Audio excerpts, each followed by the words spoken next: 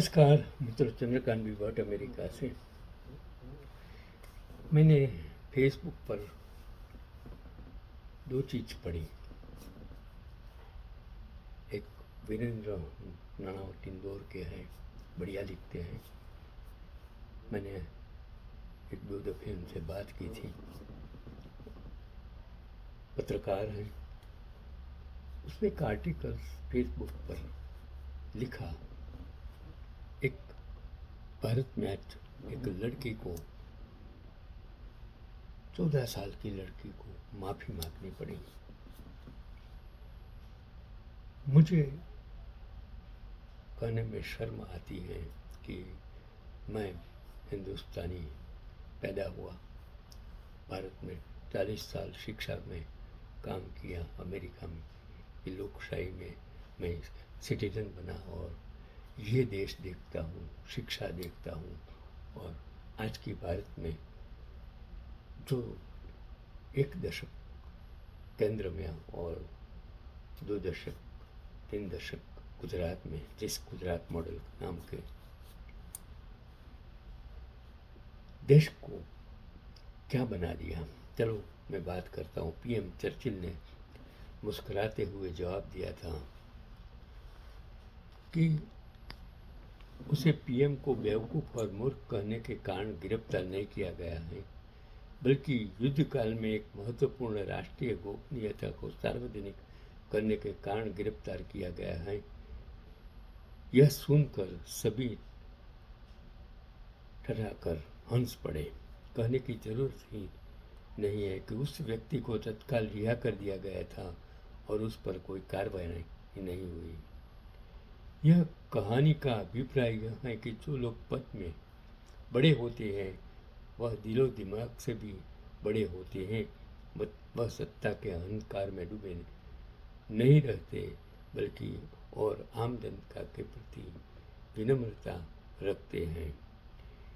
ये क्या हो गया है देश को? हम क्या कर रहे हैं?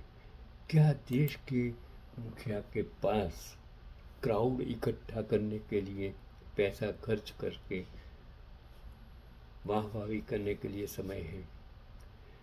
क्या एक देश का मुखिया सिर्फ इलेक्शन मूड में ही रहता है? करोड़ों खर्च करते हैं। अगर वो मुखिया इतना प्रसिद्ध है तो उसके इतनी पूरे देश में घूम करोड़ों रुपये खर्च कर चुनावी प्रचार करने की ज़रूरत ही नहीं होती है। उनको सभी संस्थानों को बहुमत द्वारा मजबूर करने की, खरीदने की जरूरत, एमपी एमएलए खरीदने की ज़रूरत नहीं पड़ती। चलो, एक और लड़की ने जो फेसबुक वॉल पर लिखा वो आपको सोचने की ज़रूरत है। मैं उसके विरुद्ध में नहीं, उसने जो लिखा, पहले बोले बहनों काला धन वापस लाएंगे, हम सोच रहे थे अच्छे दिन अब घर पर तक आएंगे, रसोई में जो थोड़ा बहुत पैसा छुपा कर रखे थे सोचे भी नहीं कि नोटबंदी में बैंक तक ले जाएंगे। लंबी लाइनों में पूरा परिवार खड़ा करवाया गया, छोटा सा खजाना भी बाहर निकलवाया गया। हम समझे थे बड़े लोग अब पकड़ में आएंगे, पर टीवी पर वही लोग फिर ज़्यादा मुस्कराएंगे। बड़े लोग तो मुस्कुरा रहे थे, वो तो नोटबंदी में लाइन में लगे नहीं, लेकिन पूरे देश के गरीब लोग रोड पर आ गए। फिर एक दिन अचानक ऐसा लॉकडाउन आया, पूरे घर वालों को ही हर समय घर में बैठाया। सुबह से रात तक सभी की फरमाइशें चलती रही। रसोई घर को ही हमने अपना ऑफिस बनाया। सुबह चाय, दोपहर खाना, शाम पकवान बनाओ, बर्तन मांजो, झाड़ू लगाओ, फिर भी मुस्कुराओ। और पति बोले वर्क फ्रॉम होम भी बहुत कठिन है।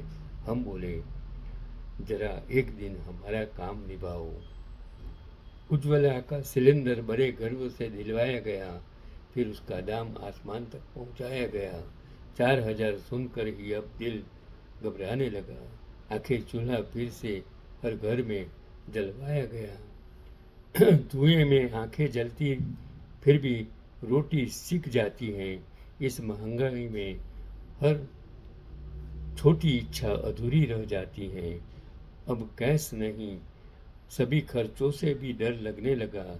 रसोई में भी किस्मत हमारी रोज परखी जाती है। करवा चौथ पर छोटा सा गिफ्ट मिल जाया करता था। पति का प्यार भी उसमें ही चमक जाया करता था। अब वो फरमान आया, सोना खरीदना बंद करो। पति बोलो, देखो आदेश ऊपर से आया है, ध्यान दो। फिर बोले, तेल कम खाओ, स्वास्थ्य अच्छा बनाओ। हम सोचे अब बिना तेल के पकोड़े कैसे खाओ। फिर बोले, डीजल पेट्रोल का कम इस्तेमाल करो। लगता है अब सभी काम से पैदल ही चलते जाओ। महंगाई दिन ब दिन हमें एक नई कहानी सुनाती है। हर महीने जेब की हालत अपनी स्थिति हमें बताती है। पति भी बेचारे महीने की ईएमआई में उलझे पड़े रहते हैं। पत्नी फिर भी हंसते हंसते अपना घर चलाती है। देश हित में ये सब कुछ हमको सहना पड़ जाता है। साहब के आदेश पर सिर भी झुकाना पड़ जाता है। लेकिन भारतीय नारियों की हिम्मत देखिए, सभी लोग इतना सब झेल कर भी हमें मुस्कराना पड़ता है। आज सोशल मीडिया पर जो जंतर मंतर पर जो आंदोलन हुआ, जिस प्रकार विवादन रोड पर आ गए, दिल्ली तक आ गए, तब भी जब एक इंसान, सत्ता में बैठे लोग समझ नहीं पाएंगे और उसको समझा दिया।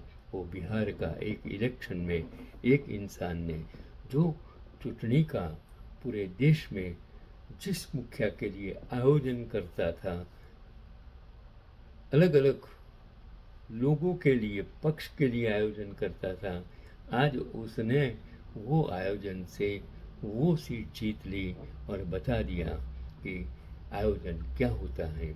लेकिन शायद वहाँ ईवीएम काम नहीं कर पाया होगा, ऐसा मुझे लगता है। आपको क्या लगता है? मुझे कुछ मालूम नहीं।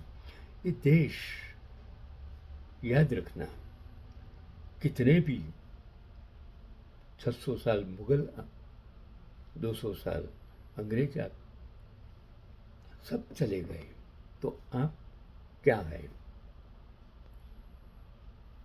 वो इंदिरा गांधी को अपने ही जो सैनिक उन्होंने मार डाला, वो राजीव गांधी को वो फूल माला चलाने वाली लड़की ने मार डाला, तो आपकी क्या हैसियत है? एक दिन आपका क्या हाल होगा, वो तो आने वाले दिन ही बताएंगे।